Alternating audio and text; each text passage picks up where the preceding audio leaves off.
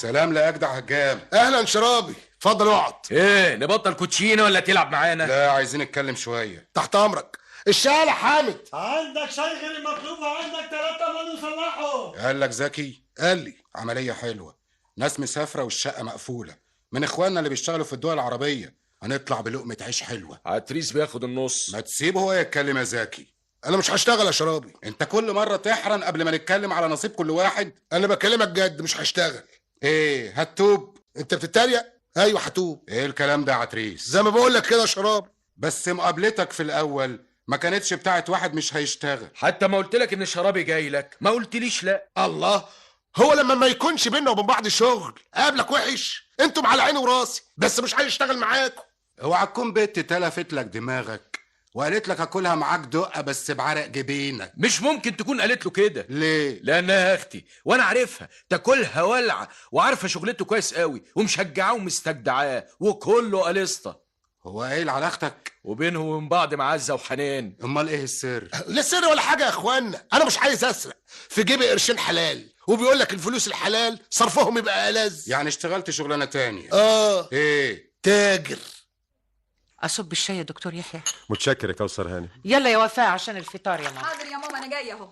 صباح الورد. صباح الخير يا حبيبتي، اقعدي قربي لي فنجان. لا يا حبيبه قلبي، خليكي انتي مرتاحه، انا حطلك الشاي، مش عايزه اتعبك يا روحي.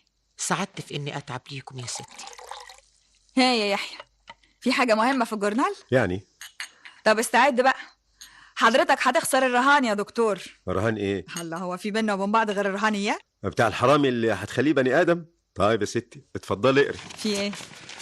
اقري عن المخبز اللي بياخد دقيق المدعم ويبيعه في السوق السوداء بدل ما يعمل بيه عيش للناس. مال ده ومال الحاله بتاعتي؟ ما هو ده حرامي زي صاحب المخبز ده بالظبط. يا وفاء يا وفاء، المساله مش مساله انشا، مشكلتنا مشكله شويه حراميه قاعدين بيتاجروا في ارزاق الناس واقواتهم، ولا راضيين يسمعوا الكلام ولا راضيين يختشوا ولا حاسين بالازمه اللي احنا فيها ولا عايزين يحسوا. المساله اذا عايزه حسم. هتستغربي لما تعرفي اننا ما عندناش مشكله نقص خبز، بالعكس الحكومه مقطوع قلبها علشان تجيب دقيق بالعمله الصعبه العزيزه جدا علينا علشان توفر الخبز بوفر للناس. يحصل ايه؟ شويه لصوص بدل ما يعملوا عيش الحكومه مدعماه للناس بيبيعوه في السوق السوداء. الشوال اللي ثمنه 11 جنيه بيبيعوه ب 35 جنيه، يغتنوا هم بمال حرام والحكومه تفضل تجيب لهم في دقيق كانها بتحطه في قربه مقطوعه. ده مثل واحد بس يا وفاء من عشرات الامثله، امثله اللصوص. والحكومه اي حكومه هتعمل ايه؟ هتوقف عسكري على كل واحد؟ ده بقى غير المهاترات والكلام الفارغ. المساله مش عايزه كلام يا وفاء، المساله عايزه حسم وبتر للاشكال دي. بالراحه يا يحيى، بالراحه. بالراحه ليه يا بنتي؟ كلام جوزك مظبوط، ليه نتهاون مع الحراميه؟ حتى شويه الحراميه دول بيشوهوا الصوره لبقيه التجار الشرفة، فبقى ضررهم ضررين والتهاون معاهم شيء خطير. احنا ما بنتهاونش يا يحيى، احنا بنصلحهم. واحنا مالنا يا بنتي؟ ما تخلينا هنا في حالنا. حالنا ايه يا امي؟ انا بأدي عملي. انا رايي لو قعدت رتبت شويه ورد ولا عملت مفرش جميل افيد، ولا ايه يا كوثر هاني؟ والله يا ابني انا كلامك عاجبني. ايه يعني انا اللي كلامي مش عاجب يا ست ماما؟ انت تعجبي الباشا يا حبيبتي، بس جوزك عنده حق. الحرامي حرامي لو حطوا على راسه فانوس.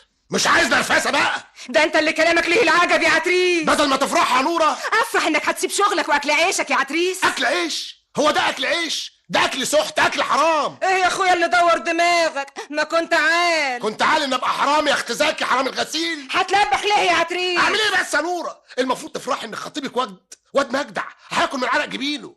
وهتعمل لي شقه من عرق جبينك اسم الله. هعمل لك بيت اخر هنا. موت يا حمار يا عتريس. مش عايزين تكسير المقاديف دي يا نوره. وبعدين يا عالم يا هو، انت ايه؟ في واحده في الدنيا تزعل ان خطيبها يبطل سرقه؟ طب حتى فكري في اليوم اللي هتقفش فيه وياخدوني من الدار للنار. ما هو قبل ما ياخدوك من الدار للنار هتبقى ممتعني مهنيني. بالحرام يا نوره، ده منطق؟ ده كلام؟ يا خوفي. خوفك؟ خايفه لا تكون الست الظابط قلبت مخك. هو الواد زكي قالك؟ هو في حاجه بتستخبى؟ يا عالم يا هو، في واحده في الدنيا تزعل ان خطيبها هيبقى شريف؟ انت ايه بنت عبالسه؟ الله ما تبرقليش يا نوره، انا برق ل10 زيك. اقفل الباب كويس وتعالى يا عارف. افندم السهاني، انا بقالي 4 ايام ما نمتش يا عارف. ما انا واخد بالي يا السهاني. في ايه يا فندم؟ الموضوع القديم قوي. كل شيء راح وانتهى يا السهاني. الراجل اللي اسمه صقر قابلني بالصدفه.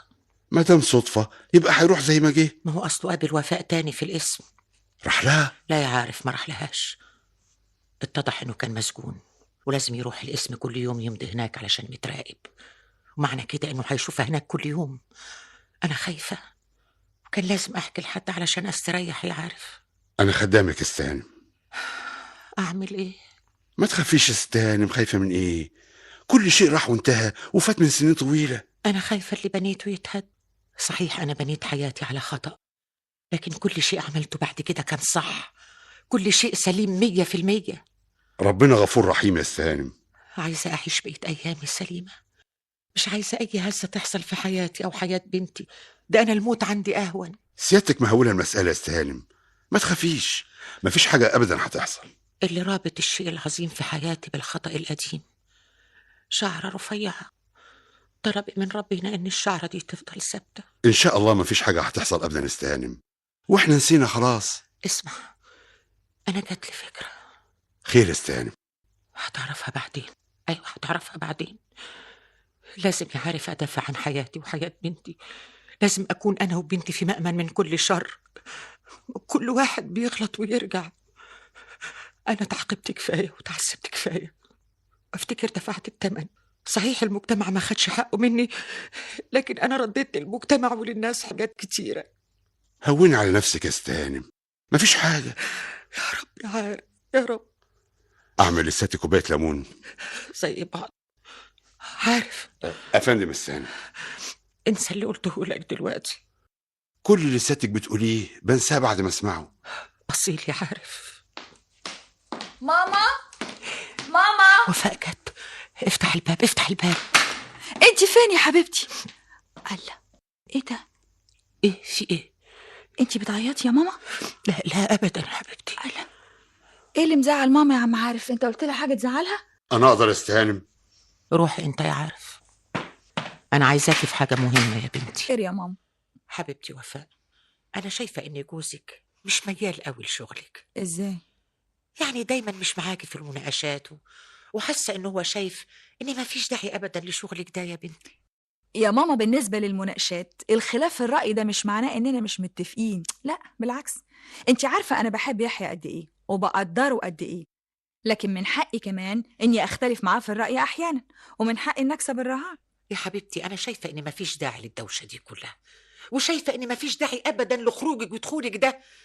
انت ماما كان نفسك تبقي ظابط، ادي انت بقيتي ظابط وخلاص. ايه يا ماما، حضرتك بتكلميني زي ما كنت طفله. هي شغلتي دي لعبه لعبت بيها شويه وبعدين اسيبها؟ لا يا ماما، انا مهنتي دي بحبها جدا جدا جدا، وعايزه احقق فيها نجاح. يا حبيبتي انا مش وياكي. ايه بس اللي مرمطك في اقسام البوليس؟ انسانه بالرقه دي كلها، ايه اللي يخليها تحتك باللصوص والسفاحين وقتالين القتل؟ يا امي يا حبيبتي ما تخافيش عليا. ما تنشفيش دماغك يا وفاء. ماما انا اسفه حبيبتي، بس انا نفسي تسيبك من الشغله دي انا مش مطمنه عليك يا ماما، يعني هيعملوا لي ايه؟ انا ظابط. وفاء، نعم. جوزك عايزك تخلفي، وانت بالطريقه دي مش هتخلفي. مش معقوله هيقولوا حضره الظابط حامل. يا ماما انت ناسيه ان انا صغيره؟ ده انا اصغر ضابط بوليس في الوزاره. ايه بس اللي يلبخني دلوقتي بالعيال والخلفه؟ ليه وفاء يا ماما؟ وفاء، جوزك لمح لي اكتر من مره. ماما يا حبيبتي، اذا كان على يحيى خلي عليا انا. يعني مفيش فايده؟ انت بس ما تشغليش بالك بيا يا حبيبه قلبي، احنا كده كويسين وعالي العال. لكن انا مش كويسه. ليه؟ مش عارفه اقول لك ايه يا بنتي. خلاص اعملي اللي يعجبك من غير زعل يا حبوبه. من غير زعل يا حبيبتي، وربنا يستر. هو انا داخله على الحرب يا امي؟ يا بنتي الستر مطلوب في كل وقت. والله معاكي حق، عندك حق.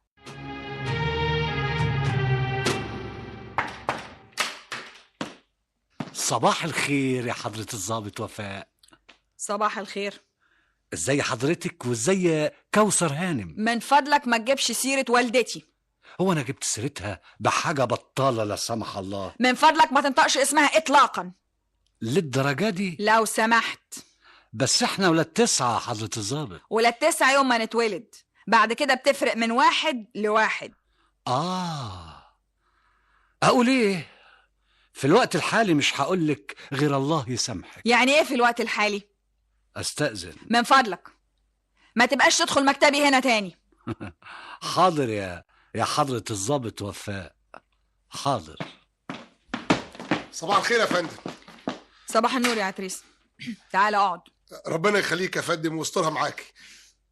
مال سعادتك يا فندم؟ ابدا. الراجل اللي خرج ده منظره بيعكنني. تحب سعادتك اعكنن لك عليه وعلى اللي جابوه؟ لا لا لا لا، مش للدرجه دي. وبعدين خلاص انت تبت عن الحاجات دي كلها يا عتريس. ايوه لكن ايه؟ علشان لسه ما شفتش مننا حاجه عمليه. عليك نور. ده حتى البت نوره. مين البت نوره دي؟ البت نوره اللي انا قايل عليها. الظاهر بقى بتعتبرني خيخه وقاعده تقول لي الكلام كده، يعني ملوش معنى. عايزاك ايه، تفضل حرامي؟ الله. على كل حال معلش، كل الكلام ده ما يقلقنيش دلوقتي. لما هيتعمل مشروعك كل شيء هيبقى كويس لوحده. امتى بقى مشروعي ده ان شاء الله؟ هي صحيح الاجراءات اتاخرت شويه، لكن اتاخرت كتير قوي قوي يا حضره الضابط. كل شيء بياخد وقته يا عتريس. ايوه لا مؤاخذه، بس انا دلوقتي انا لا حرامي ولا مش حرامي، وحضرتك ما يخلصكيش ابقى مسخط الحراميه. لا مؤاخذه. اسمع، بكره الفلوس هتكون موجوده. بكره خلاص نستنى لبكره، اصلها بتبرقلي. عم عارف افندم السامي، انا هكتب لك شيك، تاخد الشيك ده تديه للسواق يصرفه من البنك بتاعي. حاضر السامي. ولا اقول لك؟ افندم السامي، روح اصرفه انت بنفسك، انا كاتبالي حامله. السلام عليكم. اهلا يا يحيى. اهلا بيك. ايه ده؟ لا ابدا، ده شيك. عم عارف هيصرفهولي. يلا روح انت عم عارف دلوقتي. حاضر يا فندم. وليه تصرفي من فلوسك؟ انت ناقصك حاجه؟ اصلي في شويه حاجات كده عايزه اجيبها لنفسي. وماله يا روحي، ما تجيب اللي انت عايزاه. وماله يا يحيى حبيبي، ما يجراش حاجه. هو في فرق بيني وبينك؟ انا وانت واحد يا ستي. انت مسؤوله مني، حتى زكاتك مسؤوله مني يا حبيبي. ربنا يخليك ليا وما يحرمنيش منك ابدا. قول يا حبيبي. نعم. في واحده ست كلمتني النهارده، عايزاني يا سيدي اتوسط لها عشان تاخد ميعاد للكشف الاسبوع ده. هي حاولت تتصل بالعياده، الممرضه قالت لها ان مش ممكن قبل شهر. حاضر يا ستي، وامري. ولو ان رايي ان مدام انا مزدحم يروحوا لغيري، في غيري كتير قوي على اعلى مستوى. مصر ولاده يا وفاء. ناس قولنا يا يحيى نقول لهم روحوا لغيرنا؟ واحنا يعني هناكل اكتر من طاقتنا؟ انت عظيم يا يحيى. ما تاخدينيش في دوكه. عينش الاوان. ليه؟ لانك تبقي ماما وفاء يا ست وفاء. ها يحيى اتفضل يا سعتريس، ادي التصاريح، واخترت لك موقع هايل. جميله التصاريح، منظرها حلو، بس الفلوس منظرها احلى. يعني التصاريح لوحدها ما تعملش الكشك؟ تعمله يا فندم، بس في المشمش. انا قلت لحضرتك ان المساله صعبه. طيب بس الفلوس اهي يا عتريس. بكاوي 5000 جنيه. الله يكرمك. لا يمين حضرتك على القبيج عاشت الفلو. لا لا لا لا، الفلوس دي بقى انت مش هتاخدها. الفلوس دي هتفضل معايا انا، وكل واحد يخلص شغله تبعتهولي ياخد حقه مني انا، النجار، الكهربائي، اصحاب البضاعه، وهكذا. طب وليه كده؟ حضرتك مش مأمناني؟ انت لسه الاسبوع اللي فات بتقول انك حرامي. يعني دي زي ما تقولي حضرتك كده مرحلة انتقال. عليك نور. على حضرتك مانجا، على حضرتك فل، على حضرتك كل حاجة كويسة. ده انت ولا الملايكة. الاخوات ما يعملوش مع بعض كده. لا مؤاخذة، كلمة الاخوات دي طلعت مني غصب عني. معلش خلينا في المفيد. تدي الرسم ده للنجار ويعمل لك مقايسته، يجي يستلم مني انا تمن الخشب، تروح مع المغلق تشتروا الخشب على المكنه على التنفيذ فورا. حاضر يا ست الكل، سلام عليكم. تعالى هنا يا فندم حظابط. المبلغ اللي هتعمل بيه الكشك ده هيبقى دين عليك. يعني الحكومه مش هتدهوني جدعنه؟ الجدعنه اللي انت بتتكلم عليها دي ما تبقاش جدعنه، دي تبقى بلطجه. انت بتاخد علشان تقف على رجليك وبعدين ترجع اللي خدته تاني. مفهوم؟ علم يا فندم. وتعلمنا حاجه جديده في مرحله الانتقال. كل شهر هتدفع مبلغ معين لحد ما تسد الدين اللي عليك. ندفع يا فندم. فرحان قوي. ربنا يسعدك. حضرة الضابط بتدعي الحرامي. احنا قلنا ايه؟ سابقا بس البنت مش هتبرقلي. لا انا مش عايزك تطمني قوي كده. لازم تحطيه تحت مراقبتك كويس قوي وفترة طويلة لحد ما تتأكدي انه بقى انسان سوي فعلا. عند حضرتك حق يا فندم. وبعدين مهم كمان تشوفيه هيعامل الناس ازاي. ما هو ممكن يسرقهم بطريقة تانية. احنا عايزين فايدة الكل. تمام يا فندم اللي بتقوله. اما تتأكدي انه تاب فعلا وانه سلك الخط السليم نهني بعض. اوعى تفتكري انه مجرد ما لقى شغلة شريفة يبقى خلاص اعلن توبته. المسألة عايزة حذر. حاضر يا فندم. ايه رأيك يا بنت نورة؟ رأيي في ايه؟ في الكشك معدومة النظر. مش لما يبقى كشك 3-4 ايام وهيبقى اجدع كشك. على فكرة نورة، نعم، انا هحط لك صورة 15/20 ازين بها الكشك. حط صورتها هي. صورة مين؟ صورة حضرة الضابط. ما ترضاش يا بنت، يا ريت ترضى. عايز تحط صورتها؟ وماله، مش صاحبة افضال؟ طبعا يا اخويا، ربنا يهني بخيت ببخيتة. نورة ما تبرقليش يا نورة، ولما تتكلم على حضرة الضابط هانم تتكلم بأدب. يا اختي زكي حرام الغسيل، ما تبرقليش يا نورة. الدكتور يحيى الشافعي الجراح العالمي، من فضلك حضر الرهان الكبير اللي بيني وبينك، لأن بكرة الصبح إن شاء الله سيتم الافتتاح العظيم لكشك عتريس عبد الحفيظ. طيب وده علامة على ايه؟ يا دكتور دي مجرد بداية. بداية. وإن شاء الله قريب جدا جدا هجيب لك تقرير رسمي بيقول إنه بقى مواطن صالح 100%. ايوه دخلنا في الزحليق. ليه ازاي؟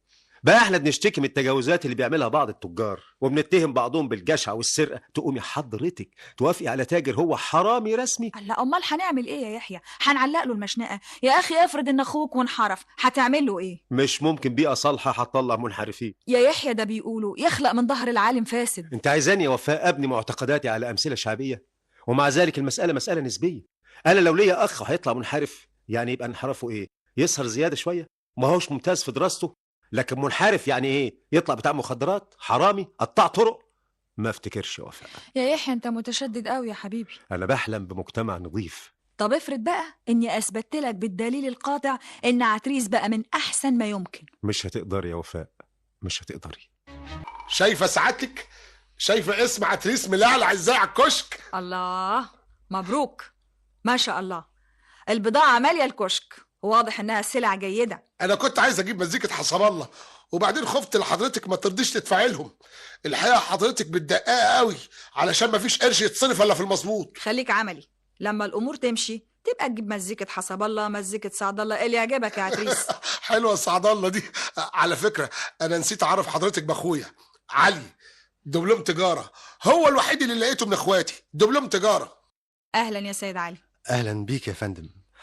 احنا مش عارفين نرد لحضرتك الجميل ازاي، خصوصا وحضرتك عارفه ان العين بصيره والايد قصيره. لا ما فيش جميل ولا حاجه.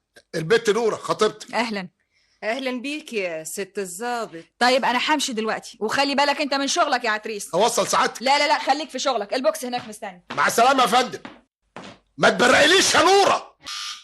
اتفضل يا فندم، الدور عليك، الدكتور في انتظارك. اهلا وسهلا، اتفضل. الاستاذ صقر، 54 سنه. ايوه يا فندم. حضرتك بتشتكي من ايه؟ بشتكي من المعامله الوحشه. افندم الدنيا جرى فيها ايه يا دكتور؟ واحده ست بنت ناس معرفه تشوفني في الاسم تقول لي ما تخشش اوضتي، قبلها والدتها اقول لها انا جاي اشرب فنجان قهوه، تقول لي لا. ده ليه علاقه بالطب؟ يعني ليه علاقه بالكلى؟ لا مؤاخذه يا دكتور، انا دافع فوزيتا، ومن حق ان حضرتك تسمعني قبل ما تكشف عليا يا دكتور يحيى بيه. الجزء الثاني من كلامك انا موافق عليه، من حقك اني اسمعك، لكن بخصوص اللي دفعته واللي ما دفعتوش ده كلام ما يصحش تقوله لطبيبك، لان العلاقه اللي بين الطبيب ومريضه علاقه انسانيه من الدرجه الاولى. انا اسف، خلي التعبير. اتفضل، حضرتك عايز تقول ايه؟ خلاص بقى، بدم حضرتك مش عايز تسمعني. يا سيدي انا تحت امرك. اصل شكوتي من اقرب الناس اليك. قصدك مين؟ مدام سعادتك وحماد سعادتك. افندم حضرتك عايز تقول ايه؟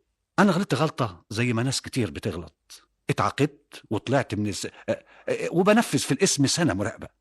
قابلت حضره الضابط وفاء هانم، وانا اعرف العيله دي من زمان. ادخل اقول لها صباح الخير، تقول لي ما تدخلش مكتبي تاني. طب ليه؟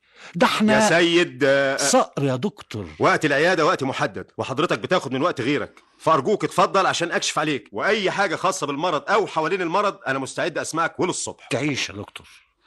ارقد هنا. اتفضل حضرتك وفك القميص. ميرسي يا دكتور. افندم يا دكتور.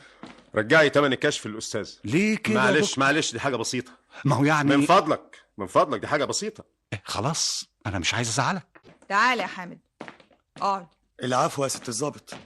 قالوا لي انك مرشد جدع. انا في خدمه العداله يا ست هانم. انت طبعا تعرف الواد عتريس. عز المعرفه يا ست الضابط. انا بقى عايزاك تحطه في دماغك كويس قوي. حاضر. وتبلغني اول باول. حاضر يا حضرة الضابط. على فكره يا حامد، الناس اللي اتحجزت امبارح علشان الميكروفون ابو صوت عالي انا هطلعهم علشانك. ربنا يكرمك يا فندم. لا ما انت هيبقى لك قيمه كبيره جدا عندنا. صديق العداله بقى. ابقى هات لي كمان بالمره الشهاده الصحيه بتاعتك، وانا اخلص لك اجراءاتها في وزاره الصحه كمان. بس انت شد حيلك يا حامد. عينيا يا حضرة الضابط. يحيى انت هنا يا حبيبي؟ ايه مالك؟ النهارده حصل شيء في منتهى السخف. خير يا يحيى، في ايه؟ واحد اسمه صقر جاي لي العياده عشان يقول لي انه يعرف المدام وحماتي، بيقول انه معرفه قديمه وانه متراقب دلوقتي في القسم، وعايزك يا ستي تبقي تقابليه كويس. طيب يا يحيى وانا ذنبي ايه في كده؟ يعرفكم منين ده؟ كان معرفه قديمه لبابا وبعدين انحرف، احنا مالنا وماله؟ وبعدين مش معقول يا يحيى اننا نتنبأ للناس اللي بنتعامل معاهم في حياتنا اليوميه انهم هينحرفوا فنقوم نبطل نتعامل معاهم. يا وفاء ده واحد حيالله كانت العيله تعرفه من زمان، من زمان قوي، مجرد معرفه. يوم يجي يطلب مني انك تقابليه كويس ما يقول اللي يقوله. يا وفاء انا مش قادر اتصور ازاي مراتي تتعامل مع الاشكال دي، خصوصا بعد ما عرفت انه سوابق وانحرف. لا ده شغلي، طبيعه عملي كده، اتعامل مع البلطجيه والحراميه والنشالين. ما هي دي البلوه. لا بلوه ولا حاجه يا يحيى، انا بدخل الاسم وفاء وبخرج برضه وفاء. كان شخصيه مستفزه، بيكلمني بطريقه مش مريحه. احنا ايه اللي يجبرنا نتعامل مع البلاوي دي؟ ايه يا يحيى احنا في تعاملنا اليومي لازم هنتعامل مع الكويس ومع الوحش. انت عايزنا ايه، نعيش في انابيب معقمه؟ مين قال كده؟ مين قال كده؟ انا لما بتعامل مع بني ادم وحش بالصدفه غير لما اروح برجليا لمجموعه سوابق مجرمين ومنحطين. انت ست يا وفاء. انت خايف عليا ان السوابق دول ممكن ياثروا عليا وفقه ذوقي واخلاقي؟ الله، العكس صحيح يا يحيى، لازم انا اللي اثر فيهم مش هم اللي ياثروا عليا. وبعدين دي شغلتي نبيله. اللي على كيفك يا وفاء، اللي على كيفك. على فين يا يحيى؟ هتقعد حاطط ايدك على خدك كده؟ يعني ايه يا نوره؟ يعني الكشك ده ما بيجيبش حاجه. يعني ايه ما بيجيبش حاجه؟ الحمد لله بعد ما ندفع اللي علينا يفضل لنا 5-6 جنيهات، عيبهم ايه؟ يا خساره الرجاله، يا خساره الهجامين الحلوين اللي كانوا في الطلعه الواحده يكسبوا شويه وشويات. دلوقتي يا ولداه مستني لما يبيع ازازه ازوزه. مثلي على القرشين الساب. جرى يا نوره ليه اللغه دي معايا؟ الظابط خيبتك يا سيدي الهجامين. ما تبطلي زن على ودان احسن لك وما تبرقليش. انا عايزه مصلحتك. مصلحتي ان اكلها بعرق جبيني. تاكلها بعرق جبينك؟ ده كلام فوق عليا. انت معجونه بميت امالسه؟ انت ايه؟ ما تبرقليش بقولك. اسمع، انت دلوقتي في نظر الناس كويس وحلو، وفي نظر الظابط بتاعتك كويس وحلو. ما تشتغل بقى وادي انت متداري. ودي انت متداري؟ قوم يا بت، قومي من هنا. عملية الواد شرابي بتاع السبتية عملية حلوة، وقبل عودة المدرسين من الخارج لا تندم. قومي يا بت من هنا، قومي تعالي. ما تبرقليش يا نوره، يا بت تمشي من قدام الساعات دلوقتي. وده عايز من جوزك ايه يا وفاء؟ يعني هيكون عايز منه ايه؟ صقر ده شخصيه سخيفه جدا جدا، لا اكتر ولا اقل. يعني قال له ايه؟ كلمه في ايه؟ قال له حاجه؟ ما قالوش حاجه، هيقول له ايه يعني؟ ثم احنا ايه اللي خوفنا من صقر ده؟ انا فهمت يحيى. انا مش عايزاه يروح له تاني، انا مش عايزه البني ادم ده يشوف يحيى او يشوفك. انا انت إيه؟ فاهمه ولا لا؟ ايه يا ماما، ايه انت منزعجه قوي كده ليه؟ اسمعي كلامي. طب وانا هشوفه تاني ازاي؟ مش عارفه. طيب معلش، هدي نفسك يا ماما، الحكايه مش مستاهله. صقر ايه ده اللي هتعملي له حساب؟ البني ادم ده يا وفاء. يا امي انا اتاخرت على شغلي وانتوا بتاخدوا المسائل بحساسيه من غير داعي. عن اذنك يا ماما. اصلك مش عارفه حاجه، استرها يا رب. عايز مني ايه صقر ده؟ رجع تاني ليه؟ ناوي يعمل ايه ويقول ايه؟ استرها معايا يا رب. قلت ايه يا عتريس؟ يا اخوانا سيبوني في حالي، انا عايز ابقى كويس. يا ابني عمليه على الماشي، والعمليه فيها لقمه عيش طريه. يا زكي يا زكي، هتبقى انت واختك يا زكي. يا ابني انت مش محتاج لشقه، خبطه تطلع منها بقرشين تجيب خلو الشقه، ويا دار ما دخلك شر. يا زكي يا ابني انت في امان، انت بالذات في امان، لان الحكومه مش مخوناك. طب من امنك لم تخونه يا شرابي. يا ابني دي مش خيانه، دي عشان الشقه. الشاي يا فندية. حلوه فنديه دي قوي يا سحامد. ايه قلت يا سبع البرومبا؟ يا عتريس هي جت من مره؟ ما هي مره تجر مره. هيبقى منظرك ايه لما البت نوره تخلع منك؟ ما انت عارف كذا حرامي قايل عليها. انت لسه زعلان؟ وانت يهمك زعلي؟ ده كلام تقوله برضه يا يحيى؟ مين حبيب قلبي غيرك؟ يا وفاء التجربه طولت، انا منتظر اليوم اللي هتيجي فيه تقولي لي انا هسيب الشغل. ارجوك يا وفاء، ارجوك ما تجبرنيش على اني اقعدك غصب عنك. بقى انت برضه يرضيك ان انا اعمل حاجه غصب عني؟ وانت خلصك تزعليني؟ انا ليا حقوق ومن حقي ان انا كراجل في البيت. انت مش ليك حقوق وبس يا يحيى، انا كلي ملكك. ما تبلفنيش يا وفاء. انا ما اقدرش ابلف واحد في ذكائك وحساسيتك. يحيى ارجوك انا حاسه ان عندي رساله صغيره قوي قد كده عايزه اعملها، وعلى رأيك يا سيدي لما نخلف يبقى في كلام تاني. تصبح على خير. الله، انت هتنام وانت زعلان مني؟ ده انا اروح اموت نفسي احسن. انت مش مدياني فرصه حتى احتد عليكي. ربنا ما يجيبش حاجه وحشه يا يحيى. زي ما بقول لحضرتك كده يا حضرة الضابط. انت متأكد يا حامد؟ زي ما انا شايف حضرتك. اصل لا مؤاخذة بقى، دايرين عليه اهل السوق، مع ان الواد حلو. ايه حلو دي؟ اخلاقه حلوة وقريب يعني. اه. وبعدين البت خطيبته برضه بنت عفاريت، وكتر الزن على الودان يفقد. والعنوان ده مظبوط؟ بالملي، وهيكون هناك الساعة 2:10. طيب كتر خيرك يا حامد. احنا في الخدمة. في حاجة؟ الواد ابن اختي ماله؟ خد الإعدادية وعايزين نقدم له في الصنايع، يبقى كتر خيرك. طيب حاضر، يبقى هات لي الورق وربنا يسهل. ربنا يخلي لنا الحكومة ويخلي سيادتك. ده معقول يا بنتي؟ عملوا لي نبطشية يا ماما، أعمل إيه؟ نبطشية إيه بس؟ يعني لما تجيلي نبطشية مرة في السنة لأداء مأمورية، فيها حاجة دي يا ماما؟ يعني المأموريات دي ما يعرفوش يعملوها بالنهار؟ ما هو الحرامية ما بيسرقوش غير بالليل.